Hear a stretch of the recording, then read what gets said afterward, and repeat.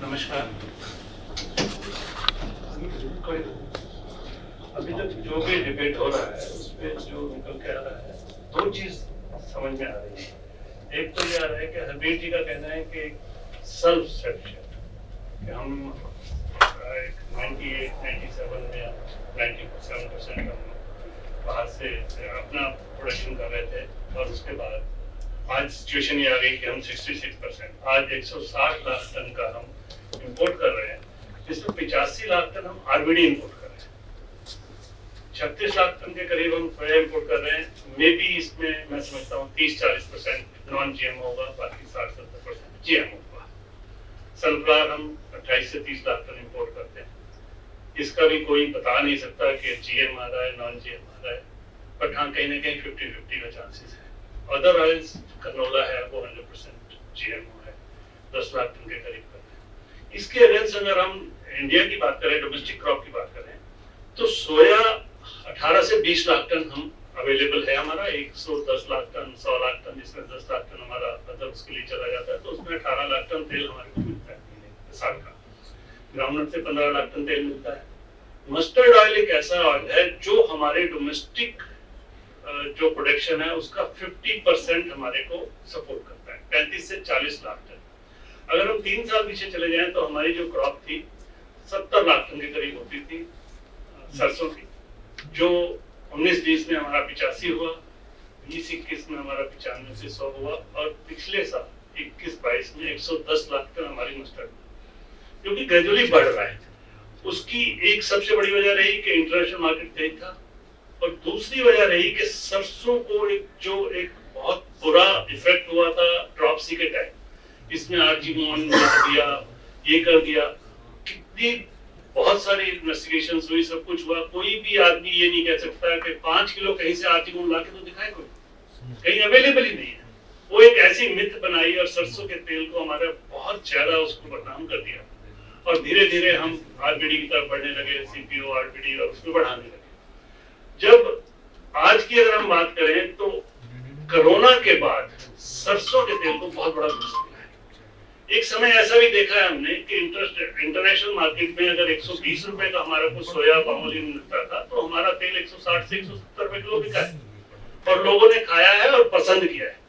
अगर ये GM seed आती है तो ये तो तय है कि जो टेस्ट मस्टर्ड का है वो हमें नहीं मिलेगा।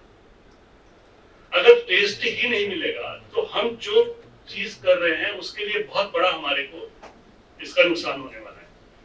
जहां तक बात करते हैं कि मस्टर्ड जीएम आने के बाद 30% की इसमें प्रोडक्टिविटी बढ़ जाएगी। 30% प्रोडक्टिविटी बढ़ने, आज हम 35% प्रोडक्टिविटी, 40% प्रोडक्टिविटी हम पिछले 3 साल में बढ़ा चुके हैं। हमें आज जो जरूरत है सरसों के तेल के लिए पब्लिसिटी करने की जरूरत है कि सरसों का तेल बहुत अच्छा है और इसको खाएं। और गवर्नमेंट को भी कहीं ना कहीं अपने आप को ये तय करना पड़ेगा कि अगर सरसों का तेल 30-40 रुपए किलो दूसरे तेलों से महंगा है तो ठीक है, पैनिक ना हो कि नहीं जी सरसों का तेल 180 रुपए किलो हो गया।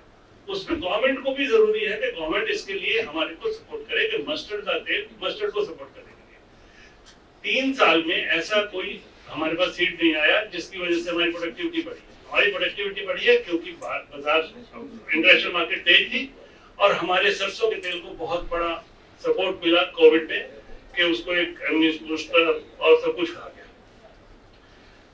अब जहां तक सवाल है कि सेल्फ सफिशिएंसी, और दूसरा आप बात कर रहे हैं अभी जी के भी फार्मर की इनकम।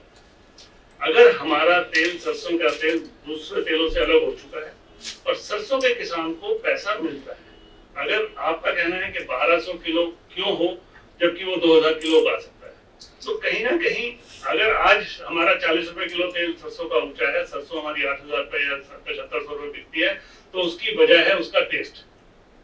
अगर हम इधर प्रोडक्टिविटी बढ़ाएंगे तो कहीं ना कहीं उसका आपको इंटरेस्ट मार्केट के साथ उसको कंपेयर करना पड़ेगा, उसके तेल को भी वापस नीचे आना पड़ेगा, तो सरसों का उसको सेम खली के लिए भी परेशानी होगी।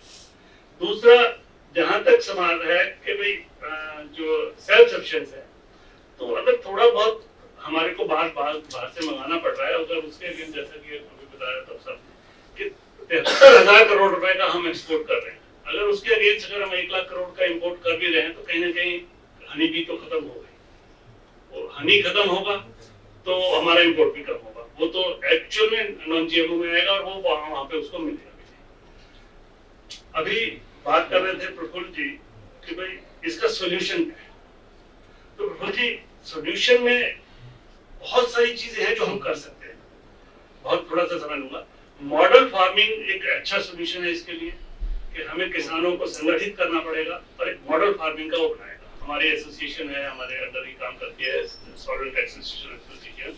उन्होंने बहुत सारे पिछले 2-3 साल में अपने मॉडल फार्मिंग के ऊपर काम किया है और उसकी प्रोडक्टिविटी 25 से 30% बढ़ी है। एक और सॉल्यूशन है इसका कि जो एरिया है हमारा, अगर आप देखते हैं अभी हमारी संस्था जो है हर साल उसके लिए जाती है, सर्वे के लिए जाती है, क्रॉप के सर्वे के लिए। तो जैसे मैं गया मेवात के इलाके में, मैं गया, मेरा एरिया भी है, मैं उसमें जाता। तो क्या है कि हर 10, 15, 20 एकड़ के बाद 2 एकड़ जगह खाली पड़ी हुई थी। तो उसको बुलाया कि ऐसा क्या है कि ये 2 यहाँ खाली है, 3 वहाँ खाली है। तो उनका ये कहना था ये तो फलाने आड़ती की जगह है, ये उस बजाज की जगह है, वो जो कपड़े वाला है ना उस व्यापारी की जगह है। अब क्या है कि गवर्नमेंट का ऐसा लॉ है कि अगर वो जमीन किसान, प्लीज आप इस चीज को अदरवाइज मत लेना, कि उसमें हमारी, मैंने जहां तक फील किया 10 से 15% जगह हमारी खाली पड़ी है। 100 एकड़ में 10 एकड़ तो वो बुआई नहीं हो रही है, जबकि वो फर्टिलाइज है, बहुत अच्छी जमीन है, बहुत अच्छा उसमें वो हो सकता है, लेकिन नहीं हो पा रही है। तो कोई ना कोई ऐसा सोल्यूशन हमें निकालना पड़ेगा कि वो भी उसको बोएं और उसकी सोई हो उसमें और उसका भी। Thank you for